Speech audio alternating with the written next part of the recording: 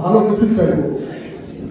আমরা যেন এই 5 বছর শুধু না, যতদিন বেঁচে আছি রাজনীতির বাইরে তো আর অন্য কিছু করার সুযোগ নেই। মানে অন্য কিছু বলতে ব্যবসা বাণিজ্য শিখে কিন্তু আমরা আমি বলছি যে রাজনীতি ছেড়ে দিয়ে চলে যাবো, সেই সুযোগটা নেই।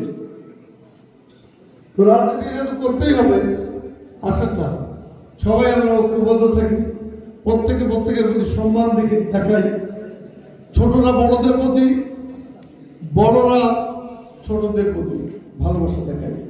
আমরা সকলে মিলে একটি সমৃদ্ধ এবং বাসযোগ্য দেখার মতো মাগুরা জেলা গঠন করি।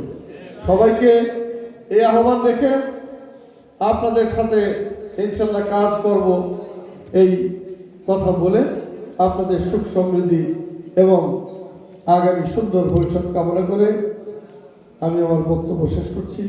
বাংলাদেশ জিন্দাবাদ।